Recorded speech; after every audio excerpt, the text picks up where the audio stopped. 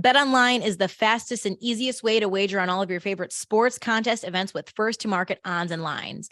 Find reviews and news for every league, including MLB, NFL, NBA, NHL, combat sports, esports, and even golf.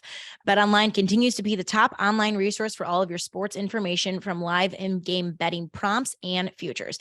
Head to BetOnline today or use your mobile device to join and make your first sports bet. Use the promo code BELIEVE50, that's BLEAV 50, to receive 50% off your welcome bonus. BetOnline, where the game starts.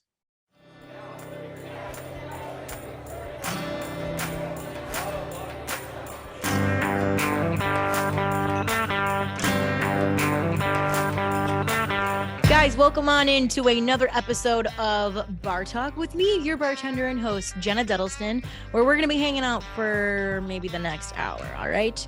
Good morning, good evening, good afternoon, good night, happy Thursday, happy Friday, happy Saturday, Sunday, Monday, Tuesday, Wednesday, whenever it is that you are listening to this. I hope you are having the best day ever. And guys, remember, if your day isn't going the way that you want it to go, you and only you have the power to turn it around and make it absolutely extraordinary. So ask yourself, what kind of day do you want to have today? Is the glass half empty or is it half full? It's a choice that you get to make, and you get to choose how you want your day to be. So go out there and have an amazing day, okay? But guys, also, if today's one of those days where you're just happy you got out of bed and did the bare minimum, that's good enough too, okay? All right, guys, welcome on back to Bar Talk. I have missed hanging out with you guys. Just a little heads up, I didn't get to bring out a kind of episode last week. Your girl was really sick. was not cute. And I'll tell you this, I don't like being sick. I actually hate being sick, but I was down pretty bad. I think it's just with the holidays, everyone is kind of getting sick this time of year, so it sucks. But your girl's back, and we are back for episode 108, another edition of Secrets from Your Bartenders. Okay. So, Nina, AKA Neen Scale. Okay. Who I got to meet, through a Facebook group, kind of has a similar podcast to mine. Her podcast is called She Works Hard for the Money. She's a bartender in Manhattan, okay, New York. And we basically kind of talk about secrets from your bartender from a more high-end scale, you know?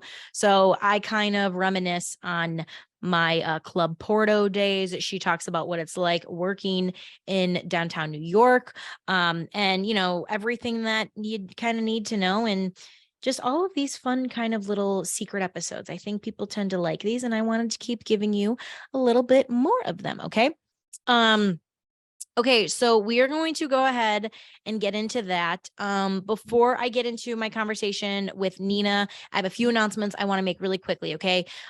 First off, if this is your first time listening to Bar Talk, guys, welcome on in to the bar. Thanks for sitting down at my bar with me, you know, metaphorically. If you're a returning customer of mine, guys, welcome back. I seriously have so much gratitude for you. I love that you guys show up to listen, watch, share, whatever it is that you're doing. Thank you. If you would hit the follow button, okay, wherever you get your podcasts from, that would be greatly appreciated.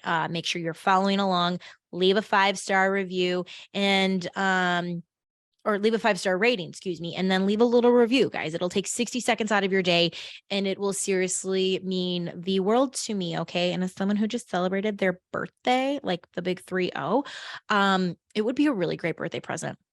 So I'm going to do this all month long, because technically I am my Aunt Josie's goddaughter.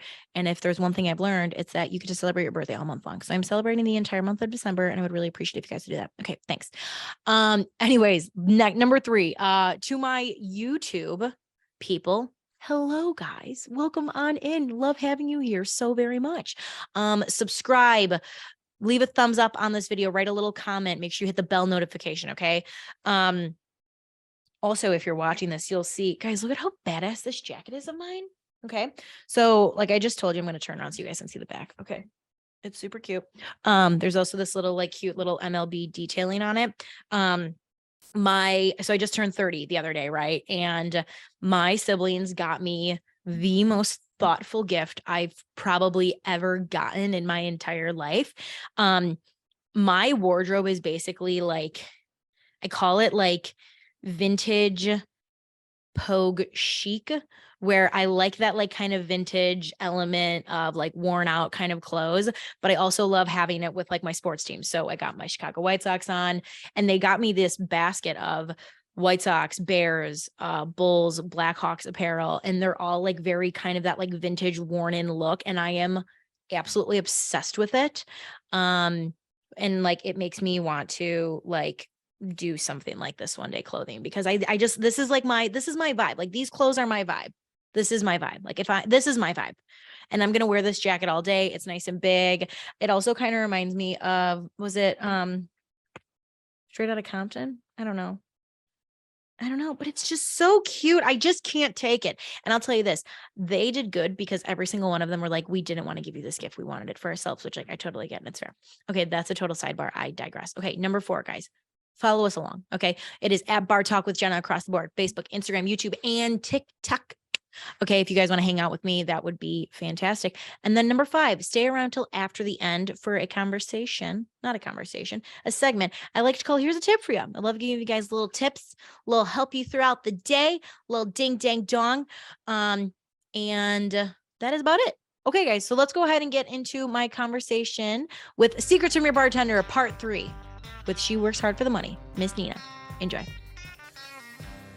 Nina, I'm so excited to have you on. And, obviously you and I kind of do a little bit of a similar dance. We'll say, She Works Hard for the Money, Bar Talk. It's literally like this beautiful little marriage. I feel like we're very similar paths.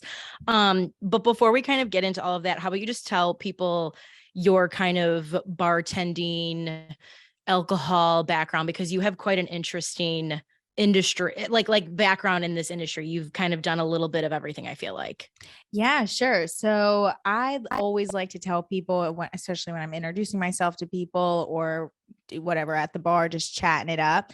I really have hospitality like in my blood, in my veins, whether I like it or not. I certainly did not choose this lifestyle, but I grew up in South Jersey, right outside of Atlantic City, basically like raised in casinos because both of my parents worked in casinos. My mother was a cocktail server on the floor, and my father started off as a dealer, then became like a pit boss, a supervisor.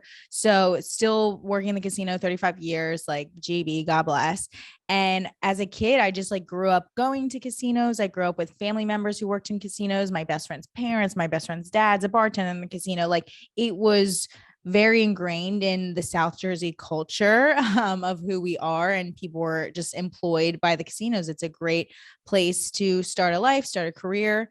And it wasn't until I was like in middle school where I like met other people in high school, and I'm like, oh, everyone else's parents aren't wearing a corset and a skirt going into work, slinging drinks. Like that's just my mom. Like I was like realizing that wasn't a thing. So basically when it became the time to be a teenager and get a job, there was no question. Like it was like, you're going to go work at a restaurant. You're going to work at a pizza parlor was my first job. And it was very like normal to me. Like I had friends that like were working at Hollister or like at our local swim club, but like, no, it was just known from the jump, I'm going to go work at a restaurant. So that was kind of my classic intro as like a young kid making money. I realized shortly as like a teenager in high school, I'm like, damn, I'm making more money than my friends. This is kind of cool. But this is just like kind of what my parents expected of me. And then I remember turning 18. So I got my first casino job because that's what you did as a semi-attractive female with a decent sized rack in our town, like go work at the casino. And I started working at Hooters out of all places. And then that's when I realized like, wow, I can make some real money doing this, and I'm having a ton of fun doing it. So that was kind of like my realization, like coming of age moment. And I kind of just went from there. I worked as a cocktail server on the casino floor at a casino called Borgata. I worked in a nightclub. I then started bartending at whatever place, some poor schmuck gave me a job. And I kind of started from there until I moved to Manhattan, where I'm at now. Nice. And then you were also in liquor sales, correct? How long did you do that for? Yes. So when I moved to Manhattan, I, of course, right away knew a guy who knew a guy who knew a guy, and I got a job bartending for exactly. That's you. I mean, you know, it the best. It's all about connections. So I started working for Tao Group, which is one of the biggest hospitality groups actually in the world. So I was very lucky to get that opportunity. But 2020 COVID hit, like F our lives, especially people that worked in food and bev. And I was out of a job. My restaurant closed. It was in Midtown Manhattan. And I was really like, what am I doing with my life? Like, what's my fallback? Because my fallback was always bartending and being a server. And we're so lucky to have that skill. But now when the world stopped, we were the number one people that were screwed.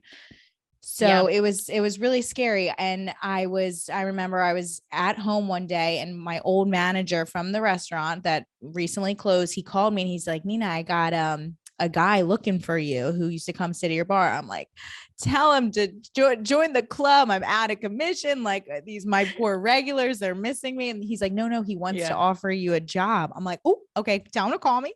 So it was a guy that used to come sit at my bar. He worked high up for a liquor distributor in the city and was like, I was just thinking about your territory, like that area that you used to work in Midtown Manhattan. And we need somebody. And we wanted to see if you would pivot into liquor sales. So I got into the sales side of liquor, which was a wonderful experience. I worked off premise. So I was selling to liquor stores, not restaurants or bars. And it was a really cool experience. I got to learn the backside of like, how many bottles does a store need to have to operate? Like things that you wouldn't think of as a consumer or even as someone who's just going to work. So I got into that and it was a great opportunity. However, I truly missed being a bartender, as silly and unprofessional. And especially in these crazy times, the economy sucks. Like it was kind of a wild move to make, but I went with my gut and I went back to bartending full time. Yeah. I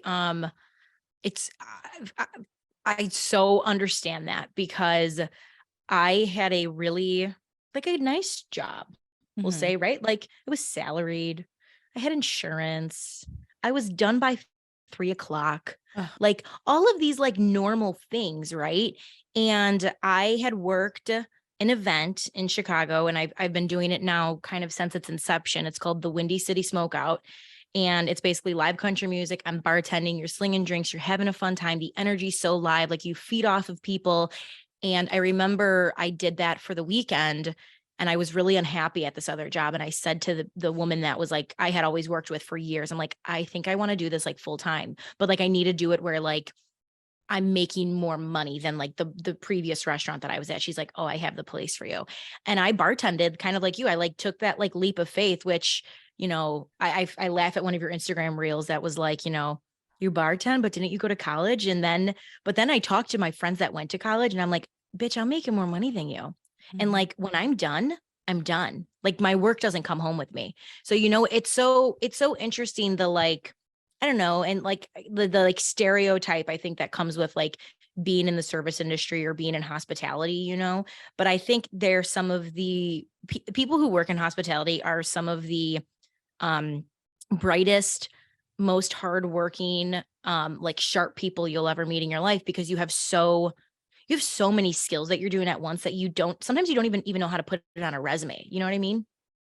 Of course, we are the most well-rounded, emotionally intelligent people that could ever come. Like there is nothing that someone unless you're like a rocket scientist, of course, they're in a whole other class, but there is nothing that we couldn't figure out and learn and pick up than anyone else in a different industry. And it's a great kind of like secret power to have. I know this sounds extremely cocky and braggadocious or braggadocious, whatever the word is, but I know that if I'm put into any kind of job that has nothing to do with anything I've ever studied or anything, I could figure it out, or at least fake it till I make it because of me being just an actor of behind the bar. It's like, it's a skill that you can only learn when you're put in that situation, when you're facing like a ton of people and you have a million balls in the air, food, drinks, different coworkers, customers of all different types. Like it's really a special skill that I'm so lucky to have. And it's really gotten me into every other avenue of my life. My skills that I've learned from bartending, not even just like professionally, relationship wise, can like social climbing, connecting is really all to my skill set that I've learned in a restaurant, a bar, a nightclub. Yeah. And I'm going to touch on what you said before about this stereotype of feeling weird about being a bartender. I did go to college. I have a bachelor's degree. I did all the things that my parents wanted me to do to not end up where I'm at. But you Mhm. really do have to listen to your heart. Life, when we think about work, it's so much of our life. And even I have friends who have master's degrees and they're in their job and they're so unhappy. It's really all about being happy. Is money Yeah. and insurance and security a huge part of it? Of course. But if you're smart, you can position yourself to take a step back. I quit my great job. I was in a union. I had great insurance. I really had I had every bank holiday off in the world. I had a great schedule. I wasn't working weekends. I wasn't working holidays like I was when I was bartending, but it's just all about taking that risk and like believing and betting on yourself. Mhm. And you can make a change any single day. If I was like, hey, you know what, bartending was not what I thought it was, now as a 29-year-old girl who has a very serious boyfriend, because that's a lot of changes that I've recently gone through, I could go back and Mhm. get another job. So it's all about just like trying new things. And we don't do that as we get older. Um, so I think it's always a good refresher to hear me and just couple of simple girlies taking these risks, because it's really scary to do. Yeah, it's scary, but I also think too, and I'm curious if you feel this way at all, like I felt I could take these risks because of everything I learned while bartending. And that sounds so strange to like say out loud, but there were just certain things, and the one thing that I always think of with bartending, and this always sounds strange, but like, that beginning of shift, right? Like you really set the tone for the bar with your presence, the way you handle yourself and the way that you communicate to your customers. And I'll never forget, it's like there was a guy once who came into my bar, and as shitty as it sounds, I think he was flirting with me. It's a terrible way to flirt. He took a coaster and he like threw it at me. And so I'm like, okay, you can get the fuck out. Of And he looked course. at me like, he's like, I go, you're not going to come into where I'm working, where I'm going to take care of you, and you're going to fucking throw something at me and think it's okay. Door's right there. Get the fuck out. Yeah, crazy. And, you like set the tone for that, which like in one instance could be like so terrifying, because you're like, oh my God, I just said that. Are people going to get upset with me? But I also think there is this like sense of respect that you earn when you stick up for yourself. And then you learn to become more comfortable with your voice. And, even like you and I doing podcasts, like, you learn to speak up for yourself in a way that I don't think, I mean, you learn in all these other different ways and shapes and forms, but there's something about learning it in a bar where you see the best and the worst in people all at the same time, and you learn how to communicate with different people based off of how they present themselves to you. Yeah. And of course, you can acquire that skill set in a corporate job, but not even, because it's so like you're so afraid to speak your mind. And it's like, it's just a different setting. And you really grow Mhm. up in a bar and a restaurant, especially if you start at a young age. Like when I was Yeah. 15 years old, I was working with my friends' moms who were like, I would like look around. I'm like, oh, they're making money as grown adults who are putting food on the table for their kids. And I'm 15 years old, just trying to make some money to buy my first car. You're Yeah. surrounded by people who are very mature, who really like I work with some people who are like in their 60s. Like I literally work with a bartender who is 60 years old, who's been bartending in Manhattan for 35 years. The wisdom that I learned from her alone, and the way she carries herself, the way she doesn't take shit from anyone, it's Mhm. it's really, you have so much people skills to learn behind a bar, or even as a server too, a hostess, anything, just when you're around Mhm. all different types of people. And you're right, you really find like a sense of confidence when you're in the service industry, because as much as the customer is always right and it's their experience, they're spending the money, you need to have some kind of control. If not, it would be a zoo, a free for all. Yeah. So I love that you had that, of course, negative experience with a man trying to be whatever thought he was doing, being like flirty, Yeah. like as if he was like a kid on a playground. But Yeah. you like obviously have a moment of where you're like, hey, I'm controlling my territory, my bar. No one's going to come in here and do that. But then the next time that happens, because it will happen again, because men are Exactly. idiots, and you feel like, wow, I can do that again. I can control my space. And I don't think I'd ever learn that behind a desk. Please give me a No. break. Never. No, no. Oh my God. No, you don't. And I want to kind of circle back to what you said of the guy who offered you the job. Um, I I always, if people ask me for advice, like college kids, like with what I'm doing, my one piece of advice is go bartend, because the people that you will meet while bartending, you never know who they are. And I always kind of like to go in kind of a little ignorant, if I'm being honest. And what I mean by that is, maybe this is my, what my parents taught me. Maybe this is growing up in my family owning a bar where we were just taught to treat everyone with the same respect. Like, I don't care if it's the CEO, the janitor, you shake their hands, you look them in the eye, you say hello, and you ask them how they're doing. Right. And I think even working in a restaurant industry, you understand, like I say, like a restaurant is like one of the most well-oiled ships, because you don't understand how important the person is who's like cleaning the dishes, throwing out the trash. Like, they help. We are all completely. equal. Everyone is all equal. And so I try to treat everyone the same way. Like, I treat everyone equally. Obviously I try not to like be like, who is this person? Cause like at the end of the day, like, I don't really fucking care. What I care about is like, are you going to be respectful? And like, are you going to tip me 20%? Because if you're not, you're kind of going to go a little down on the list, if I'm being honest. Of course. But but I'm curious if like what it's like for you in New York, because obviously you're working in Manhattan. So it's, I feel like maybe everyone thinks they're important, or everyone is important. So is there a way you differentiate people, or like, how do you treat your customers when they come in? Sure. I definitely, New York, there's all different types of people that are come, whether you're a tourist or you're a guy that owns an apartment building down the street and has more money that I even could imagine out there. I think it was something that I learned at a very young age from my parents. Everything comes back to, I'm so blessed to have such a positive childhood and upbringing. And I really try to put that out into the universe and say that I am super privileged to have parents that taught me so many life lessons. I come from a mom who never graduated high school, who started working in the casino when she was 17. She forged her birth certificate to be a cocktail server. My father has no college education. And the things, of course, maybe they did not teach me how to, I don't know, do math equations, but they taught me so many like street life lessons like you would not believe. Yeah. And as a young age, my mom really taught me, it's like, you cannot judge. You have to treat every person you wait on equally, because think about how hard you work for your money. When you go out and you buy a cheeseburger for $10, that is $10 of your hard earned money. You want that service to be so good because you know what it took for you to sit down in a restaurant, take your family out and dine and spend your money on that. So my parents really taught that to me. My dad is like the sweetest, kindest person. He deals with animals. He's dealing with people gambling, losing thousands of dollars. People have gambling problems who are like having a bad day. Like, you just have to be nice and kind to every single person. So I kind of learned that at a really young age because I was lucky to be taught that. When I started working in the casino, I have a really funny story.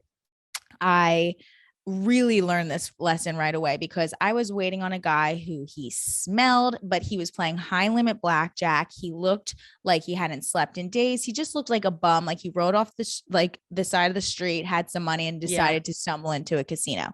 I was waiting on him. Everything was fine. He tipped me $1. And I was like, this guy's cheap. He's been $100 hands and he's giving me $1. Like, I'm not going to go back to him. And that is a terrible attitude to have, because if I'm getting $1 for a drink, that should be a win in my book. It's a free drink. So I'm like, eventually I go back to him because I'm like just being stubborn. And he hit a big hand. He was happy that I was standing next to him while it happened. He made a joke like, you're my good luck charm. And he tipped me $4,000. And here I was judging this guy, making fun of the way that he looked. And he gave me $4,000 just because he was on a lucky streak. And that's the most money that someone has ever given me. And I was talking about the way that he presented himself at a casino. Like, come on, how shallow could I have been? But it's like, you need these like moments to say to yourself, like, you cannot judge someone by the way that they look or if they're having a bad day. At the end of the day, they are your customer and you should wait on them like I would. If that man was probably dressed in a 3-piece suit, I would have been hanging all over him like, oh, let me rub your chips for you. Like, of course.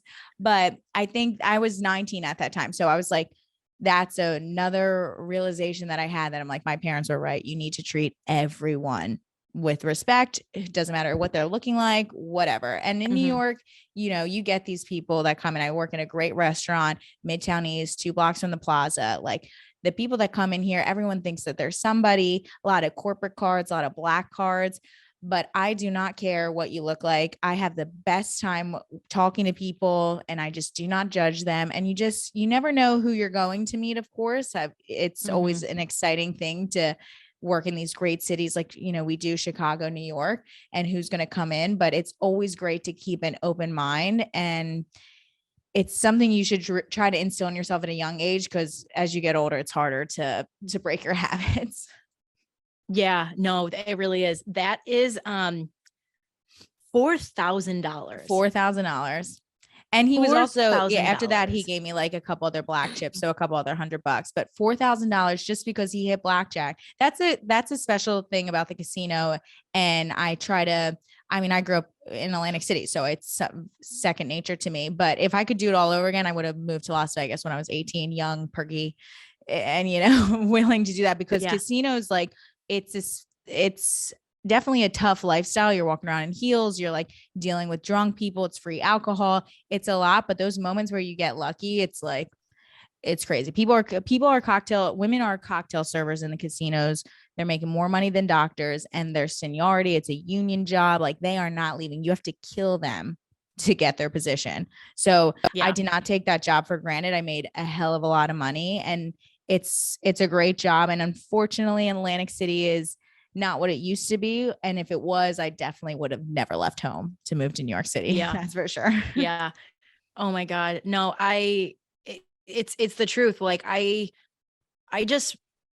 remember like when I was downtown, when I started working downtown.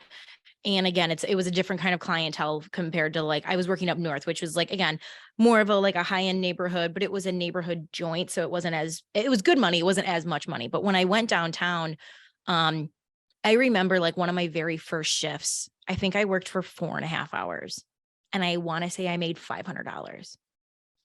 Like, what other industry can you do that? It's crazy. No, nowhere. I'm like, I'm not even doing anything. I'm like, okay, so let's think about this. I'm dancing. I'm singing along to people. I'm having a good time. I'm meeting people, and I'm serving drinks. Like, are you fucking kidding me? That's a night out for some people. Exactly. Exactly. And that's why I don't ever feel this like ick to go out anymore, because I'm like, I had it. Like I had it for a really long time. I had so much fun. And I never felt the need to like get fucked up while doing it, because I was like, I enjoyed it almost more being sober and having like sober eyes with people, Oh yeah. I'm not a drinker at work. I've never have been. No, I don't think I ever will be. No, the only time I will drink is at my family's bar, because it's family. And my rule is if I drink, it's on Saturday. And if I do have drinks, I won't start drinking until like 11 midnight. Because at that point, I'm like, I can't start right when I get there, because I got to be there till 3 a.m. Like, that's just, no, we can't do that shit. Like, it's a slippery slope. It is a slippery slope. And I'll tell you this, I did it once. It was opening day, White Sox opening day, which is like Christmas here, right? Oh my God. And I was told that I was going to just help, so I was like, okay, I'll be behind the bar for like an hour or two. Well, I was still drinking. And then on top of me continuing to drink, it was the day I found out I got my job with Believe and doing everything. So your girl was like, not just drinking because it's opening day. I was drinking because I was like, holy fucking shit, it's been over 2 years and I'm finally getting the job of my dreams.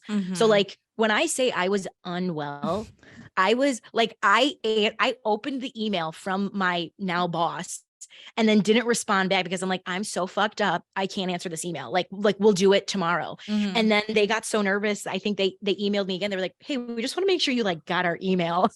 They're like, hey, we're literally offering you everything you ever wanted in your whole entire life on a platter. You good? Or you blacked out on JMO? Like, what's I know. And it was funny because like a few months later, I finally like told them that story. And I was like, no, I was like, I didn't answer you because we had a little too much to drink that day. And they were like, okay, I get it. And I was like, no, I was not ignoring you. I was just sideways, and we can't type anything sideways. Oh, no. Oh my God. No, and I want to, there's one more thing I want to say, because you said, and it reminds me of a story I had with a customer of mine. The never judging a person based off of how they look. Okay. Like, I feel like we're told this as kids, right? Like, never judge a book by its cover, never judge a book by its cover. And it's so much easier to say it than to actually like follow through and do that. Right. There was a guy who used to come into my family's bar. I can't think of his name for the life of me, but he looked like the dirty little character in Charlie Brown, who always has the like little dirty cues surrounding him. Okay. Yes. I want to say he was like a mechanic, like he worked with his hands. So he always had like soot and dirt and like underneath his nails, like, and somehow it came up the subject. He's like, yeah, I just have to buy new bed sheets every like 2 months, because it doesn't matter how much I clean them. Like, I'm so filthy all the time that there's no point in cleaning them. I just keep buying new ones. Oh my And so I was God. like, okay, like swing your head. You're like, okay, this guy's like filthy, right? Yeah. I was having like a terrible day. And, we've all had those days behind the bar where you're just not yourself. And the people who know you, they're like, oh my God, like, are you okay? Like, what's going on? Like, the role kind of gets reversed a little bit, where they're like, you're supposed to be my person, but you're not being you. So what's going on? And I was having one of those days. And I don't even remember what it necessarily was about or the words that he said, but he gave me such wisdom. And it was like something it was like a term that I had never heard before. And I remember thinking, like, I would never look at you and think you could be could speak so like eloquently. And how terrible of me to say that, right? Like, how like that's just so fucking mean of me to say that. But ever since that moment, I don't even almost look at what a person wears anymore.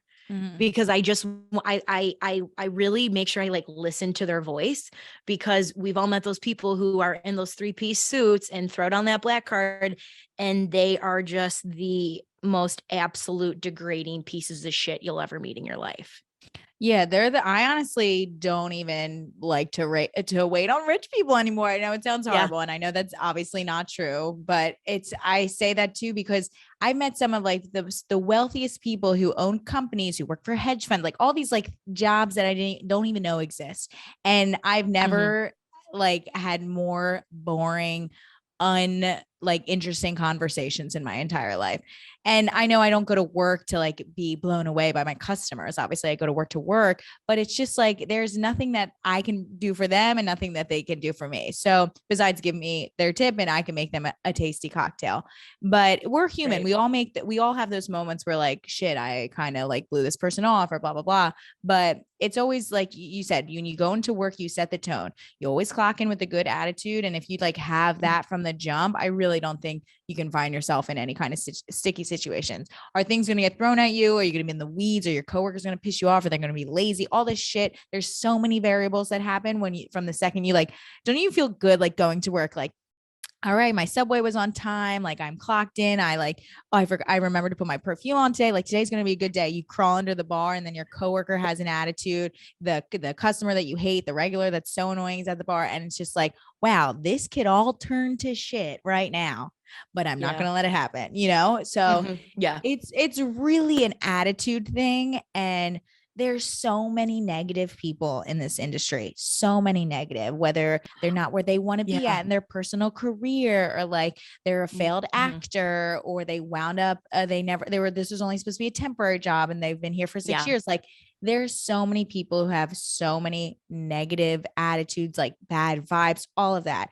And as long as you can keep your positivity, that's why people like my regulars love me so much, because I'm always positive. They're drawn to you. Yeah. They're drawn to you because you like exude that, and people are attracted to that because they don't want to be around negative people. No, especially when I'm spending $20 on a cocktail and like you have the cranky bartender. Like that's cute at your little like towny bar. I love a good cranky bartender who like calls you sweetie and doesn't like take any bullshit and like, gives you 50 cents every time you buy a course. Like I love that, but there's a time and place for it.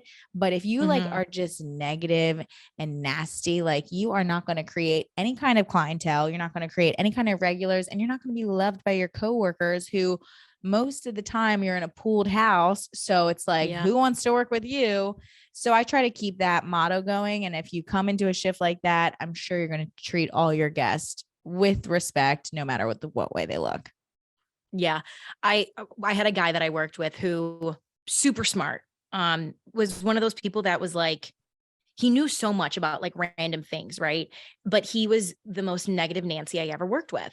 So I would just walk away from him. And then what I would do is like, it's like the beginning of shift, normally for me when I was downtown started around 4 o'clock. So it's dead. No one's really there. It's like you kind of have, maybe an hour or so to like kill and shoot the shit with your like coworkers.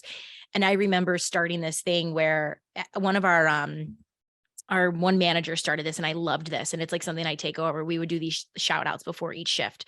So it would basically be like, okay, let's give a shout out to the person that you worked with in the past week who did something really well. And we should acknowledge them for what they've done. Right. Which I love because it really set the tone to like this really high vibe. And it just was like, oh, I like this stuff.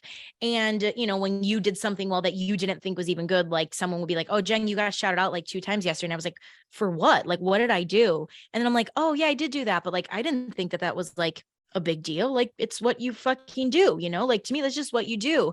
But we started doing that. And then we would even go like around the room or whatever of like giving our gratitudes to each of the person that we worked with. So then again, think about that. Like everyone's in a good mood, everyone's vibing. The customers pick up that when the customers feel that you're good, they're like, oh my God, I'm gonna have a great day today. I'm gonna get great service today. Like, and then I think honestly, when people are just in a better mood, when you give off that positivity, 90 like 7% of the time they want to tip you even more because of how you're treating them. It's just dinner comes and a back. show, drink and a show. Like our economy is so bad. We're spending so much money on drinks, on food, like the price of chicken. Like I sound like an older person right now, but if you're spending all this money and you go out and you feel tension between your bartenders, I could have stayed home for that. I could have stayed home fighting with my boyfriend for that. Like it's such a buzzkill, and it's so important not to carry into your work. And I can't think about it enough. Nothing is better when you're vibing with your coworker. Like I used to work with this girl who she was great. We were both around the same age. We both really wanted like the same things in life. We're really fun, like positive, easygoing girls. And it's funny. She was a beautiful girl, long blonde hair. I have very dark hair. And like we would like ping pong off of each other. And it was amazing. Like people like flocked to our energy. We're like Tweedledee and Tweedledum.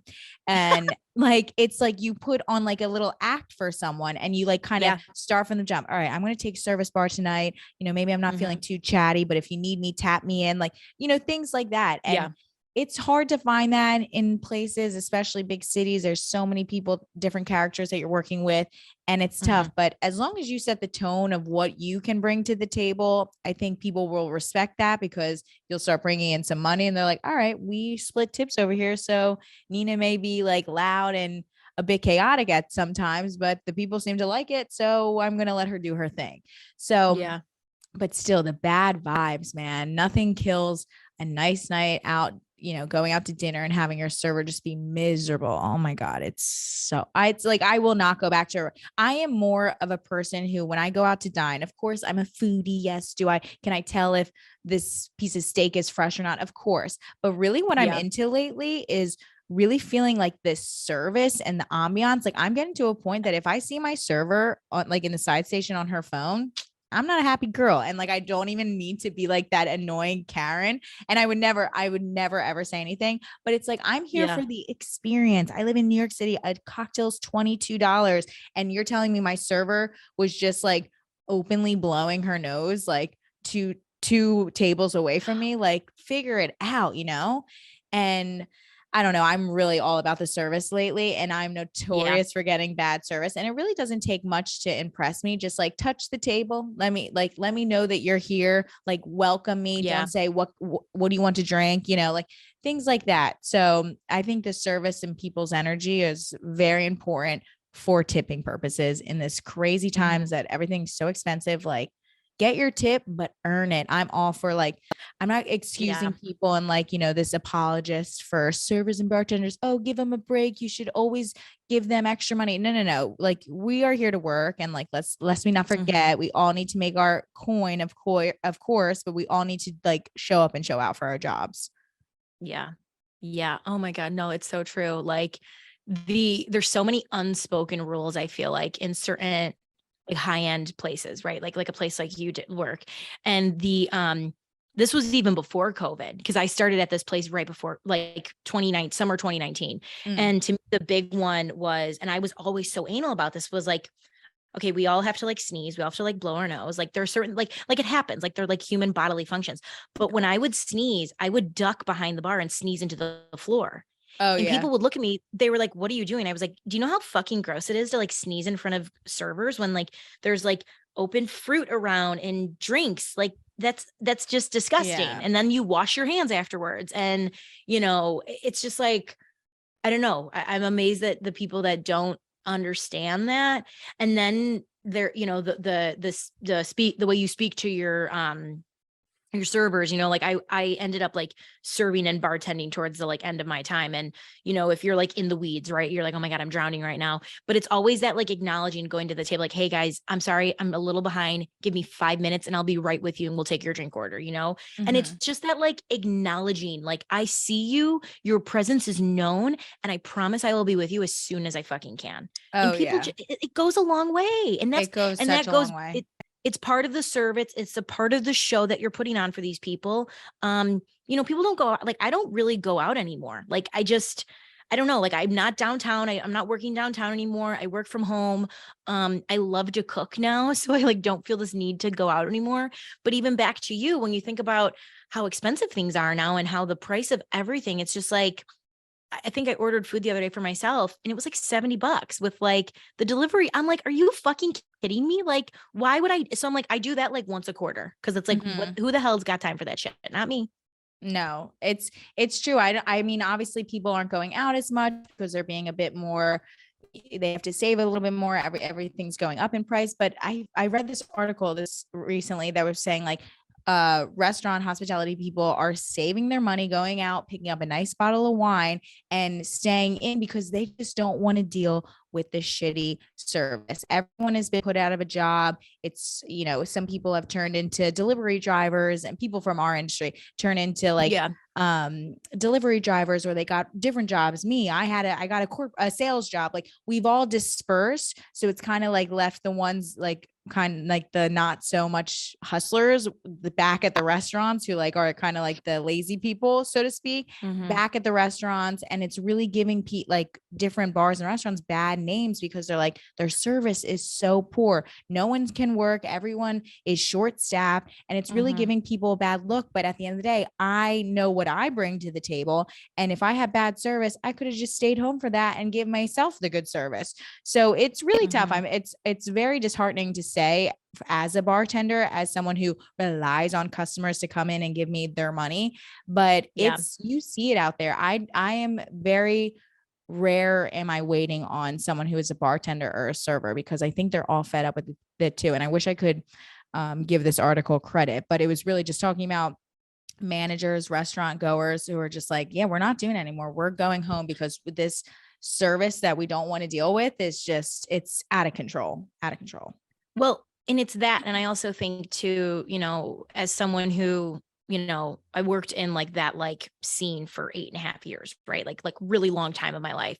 And I loved it. Like, there was nothing better than like, okay, you're done with shift. Okay, everyone go have a drink with your coworkers, grab a little late night bite, go home, call it a day. Right. But now I think what happened to me, at least because of COVID, because of losing my job, because of not having an income, because of, when you were making money, it was like, I was making so much money that I don't want to say I didn't have to worry about it, but like, I didn't have to worry about it. Like, oh yeah, I was never short on cash. I paid my bills. Your girl was good all the time. But then once the extreme opposite happens of like, you're now like pinching pennies, I'm like, why do I want to go out? There's no point in me going out. I have a bottle of, I'm going to go out and have a bourbon on the rocks when I have giant ice cubes and a bottle of bourbon at home. Like, what the fuck's the point? Like there is no point.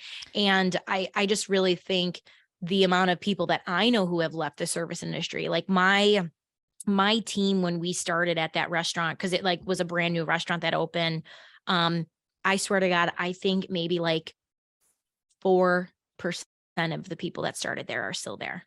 And like, we're not a company that has a high turnover rate because there are so many great perks and benefits that happen. But when you think about, it changed everyone. Like those last 2 years changed everyone. And I know it's so crazy for people to say like, oh my God, we're still talking about COVID, but I'm like, but that industry is still feeling it and is going to continue to feel it for a very long time, because so many of the people, who were in the industry left because they're like, why am I going to do this? Yeah, it was fun and I made good money, but like, if I'm not going to have the, like, maybe that's not, like, for me, it was the sense of stability I needed more than anything. After that happened, I was like, it's not even worth the, like, yeah, I knew I always made, X amount of dollars. And some days it, like, goes higher, goes lower, depending on the season, parties, all that shit. But like, for me, it was like, no, I need the stability of knowing like I'm getting a paycheck every month. This is how much money I'm getting. I'm hitting my bills, because of how like terrifying that like moment in time was for people. It was fucking nuts. Yeah. And we used to look at it like a fallback, like, oh, I'll just pick up another shift. I'll make up that money. Yep. There was no, you would catch me going out having like an after work drink, and I'd spend a good amount of the money that I just made. But my mentality was like, oh, I have a shift tomorrow. I'll make it back. But that's not our mentality anymore, because we need to save as much money as we can because of the world that we live in today.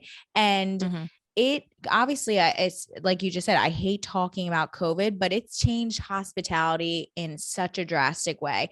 The people who were without a job and like kind of had to go back into the real world, at least here in New York, with like the outdoor dining was a thing for a long time. And then they let us dine indoor, then they pulled back. Like, what unsteady lifestyle can you live as a bartender or a server? Like, you had to pivot, you had to make a choice for yourself.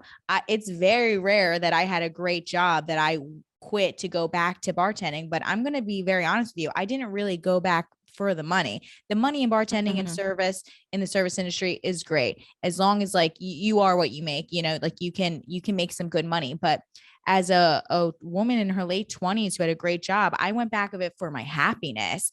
I definitely am taking a pay cut just because of the way that the world is right now, and the amount of money that companies are willing to pay employees, because it's such a competitive market right now.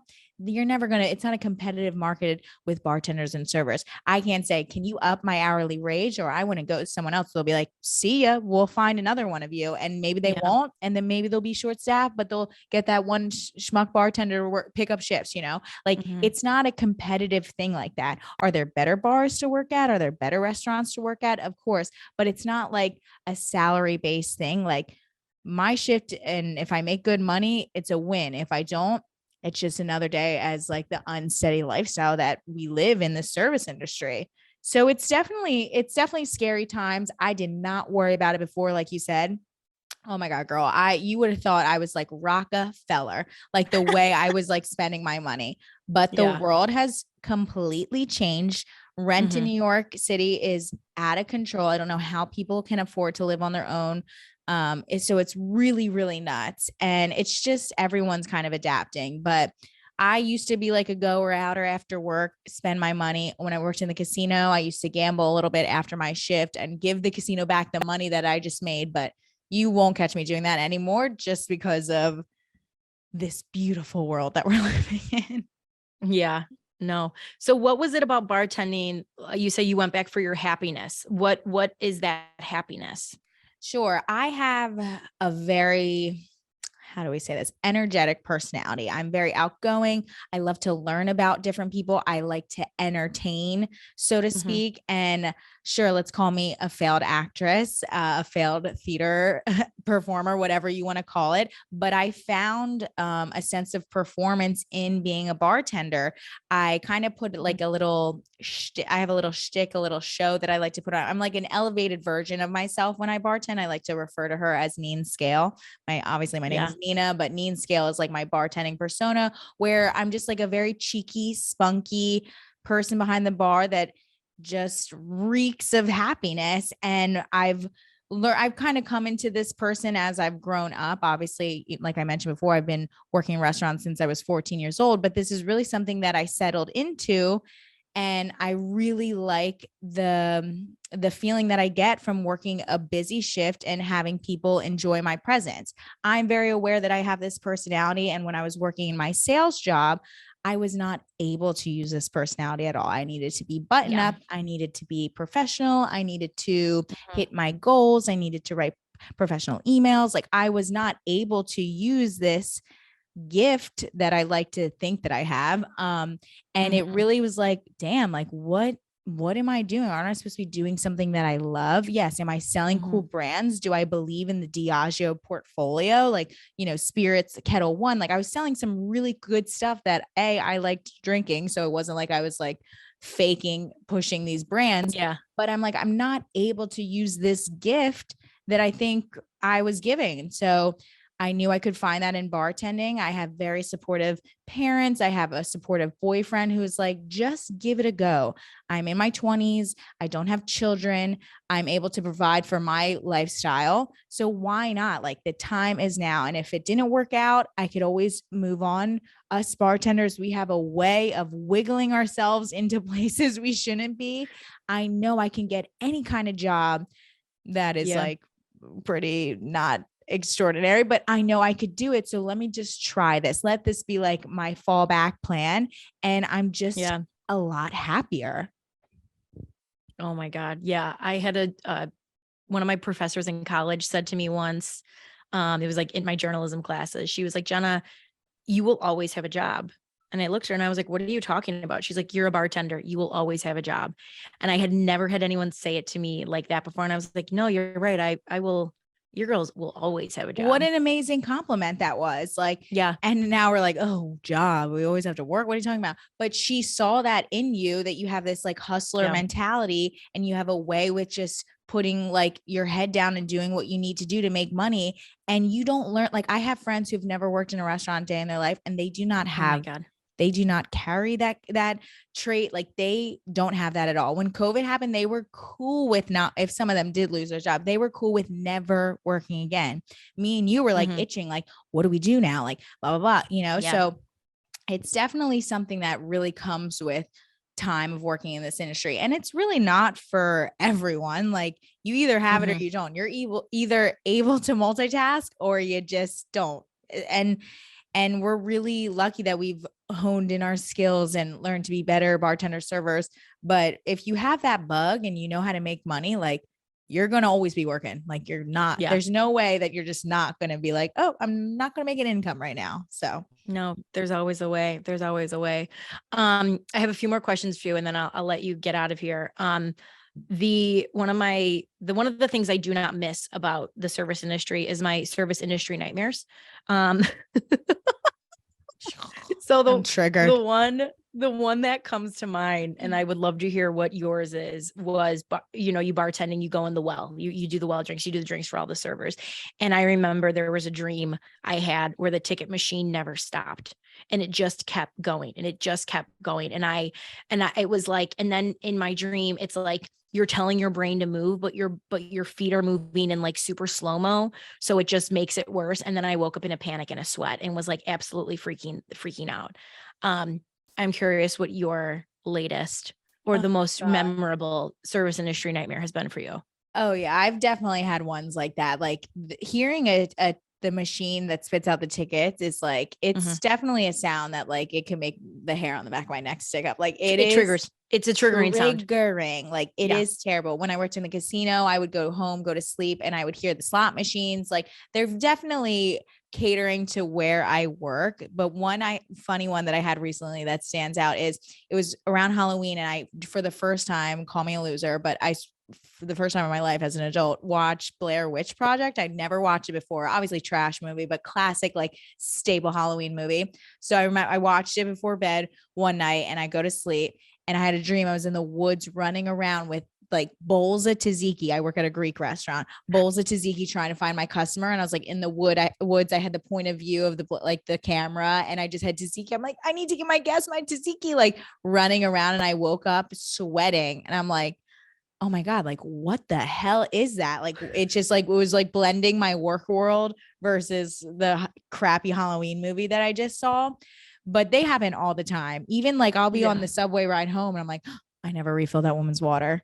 I'm like, Oh my God, it's the like, worst, like right? things like that. Like, like I'm like, oh, did I ever sign that or like sign out and put claim the tips that I made? Like things like random things like that. But before, when you mentioned like how we don't bring our work home with us, like that is so true. It's not like when I leave, I'm thinking about like the stresses of the goals that I need to hit. Like I didn't sell enough margaritas today. Like we don't have that, but we certainly like I'll be sitting on the couch, like watching TV, of course, because I'm like all wired from work and I'm trying to just like relax. And I'm like, oh my God, like I forgot to do this. Or like, oh my God, I forgot to put the nipples on top of the bottles, like things like Oh, that. that's the worst. Yeah. Like silly stuff. But the Tzatziki and the Blair Witch Project blend of a dream was definitely a new one for me.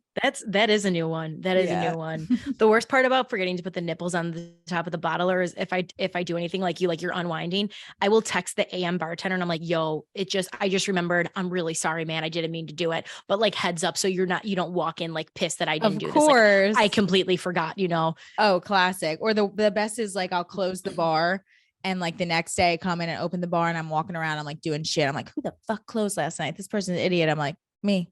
It was me. I was who closed last night. Like, am I good? Like the ice isn't melted all the way. Like, blah, blah, blah. I'm like, oh shit, that was your girl. Like just silly things like that. And you really just have to laugh at that stuff because you get delusional just being in that place. You get so delusional, so delusional. Okay. So Nina, you are an amazing, mixologist, we'll say. And I love watching your drinks and I love seeing what you whip up.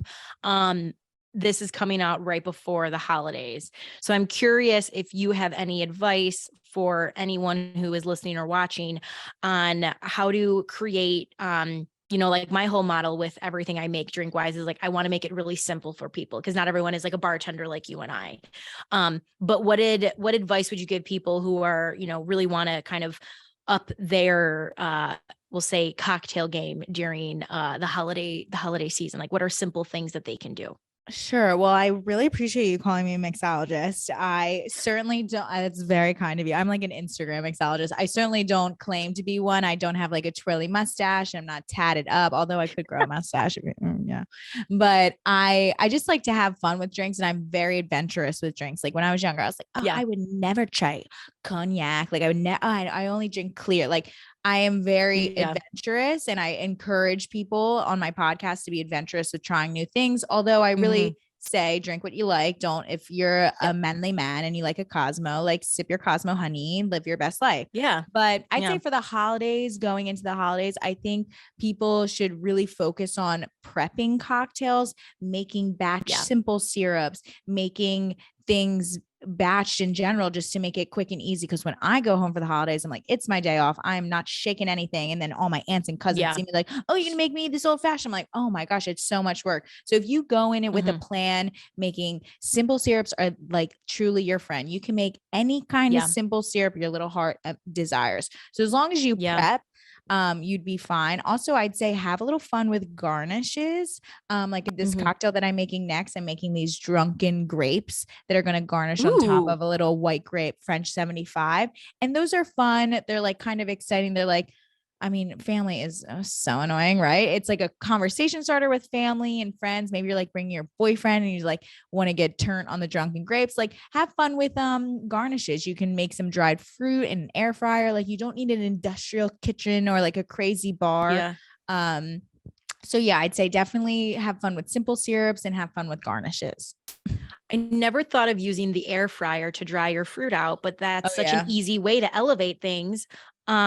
And so smart. Okay, when you say drunken grapes, are you like soak like gummy bears? You would like soak the gummy bears. So it's very similar to gummy bears, but I'm gonna soak them in prosecco and like a couple ounces of vodka. Yeah, I've seen like a couple things. Of course, the internet is your best friend. The internet is the true mixologist. Let's be real.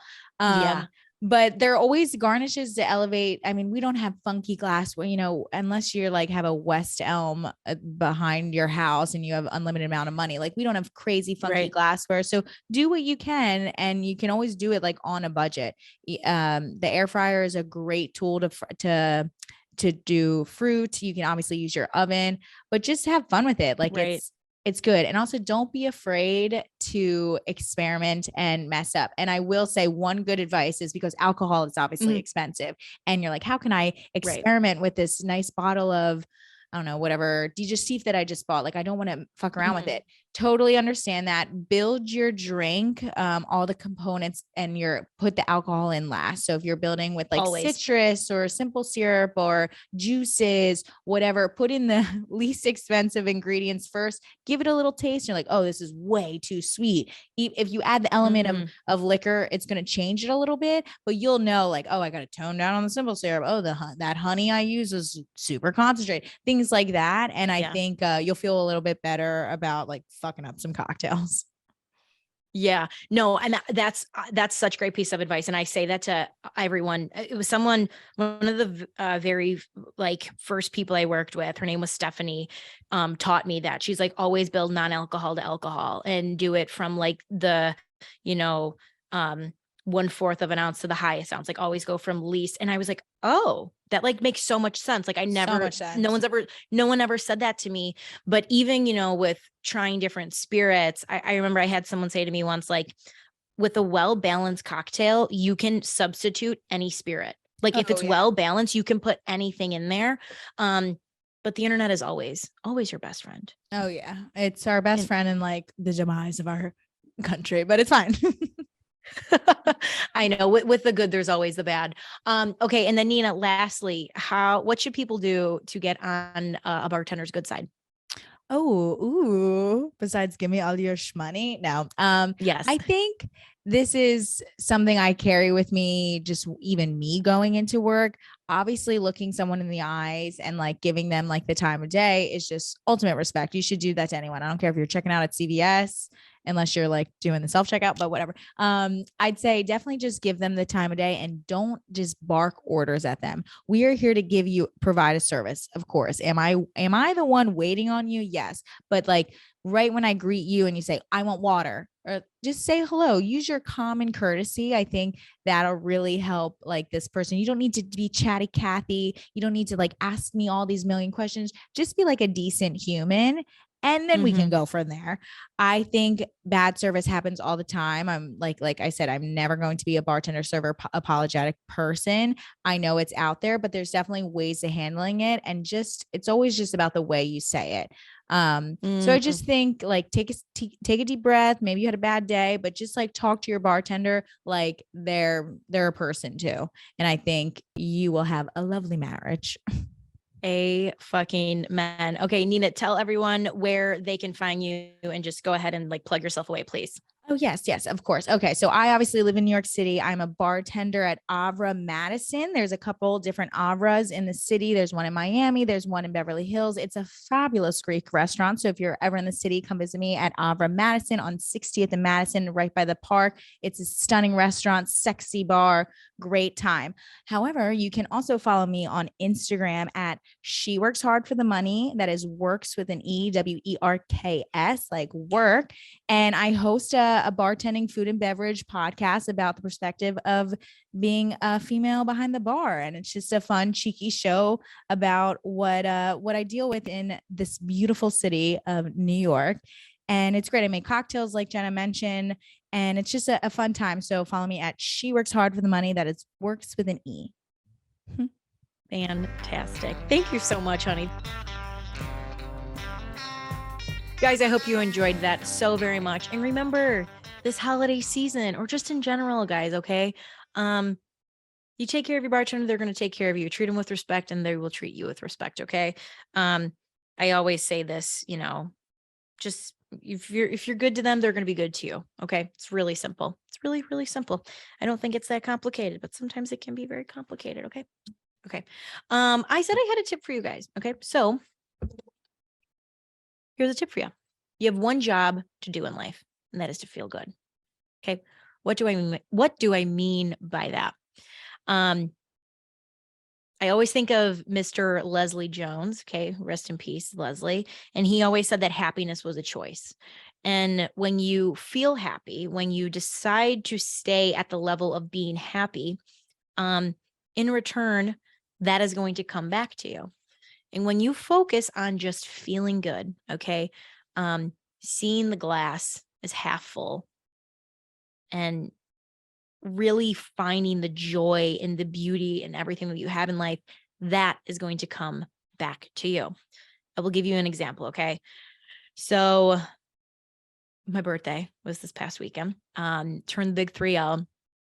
And my cousin said to me something that was so sweet. And she was like, Jen, you are just like glowing. And I was like, oh my God, it's so sweet. She's like, I don't know how you are so happy right now, because I know that things right now are just a little tough for you personally. And I kind of sat there for a second and paused. And I said to her, I said, listen, I had a choice going into my birthday weekend, right? Turning the big 3-0, turned 30. So looking forward to my 30s. But my whole thought process was, I have all of these really amazing, wonderful things in my life. I have so much joy in my life. I have so much happiness in my life. So even though maybe there's one area of my life that isn't going necessarily the way that I want it to go, I can choose to let that negativity just like eat up and consume me, or I can choose happiness and I can choose to see life in this really good, beautiful, positive way. And that's what I wanted to do, because think about it. Do you even want to be around people that are negative? Do you want to be around people that are just dark and gloomy all the time? No, they're not fun to be around. Okay. So your one job in life, guys, is to just feel good. So do what makes you feel good. Do what brings you joy. Do what makes you feel happy. And when you do that, the rest will take care of itself. Everything will fall into place when you choose to be on that like high vibration level of just like feeling good to feel good. And that's what it is. Actually, I'm going to pull this up really quick. I'm going to see if I can find this. Hold, please. Okay. I'm going to play for you this Abraham Hicks. So I found it. I'm going to play for you this Abraham Hicks audio that I found on Instagram that I think will totally get my message across a little bit more clear. And those who are watching this transformation will think that you have suddenly become magical. They will want to know what magic wand you have found. And you will say to them, I made peace with me. I stopped finding fault with me. I stopped finding fault with you. I stopped looking for reasons to feel bad, and I started looking for reasons to feel good. I stopped making the worst of things, and I started making the best of things. I stopped asking other people to be the reason for me feeling better, and I decided that I could be the reason for me feeling better. And in that decision, I found ultimate freedom. And Mm, mm, mm, mm, mm, mm, mm, mm, mm. Just feel good, guys. Just feel good. And if you don't know how to feel good, you can start with Feeling Good by the remake by Mr. Michael Bublé. That will put one in quite a good mood. Okay, guys, that is all I have for you this week. I hope you all have a fantastic day, and I am beaming so much joy and happiness through you, through your headphones or through your phone or your TV or however it is that you're watching this, your computer screen, whatever it is. But thank you. And make sure you all take the time today to realize that we have way more in common with each other than we have different. I will see you next time. Take care.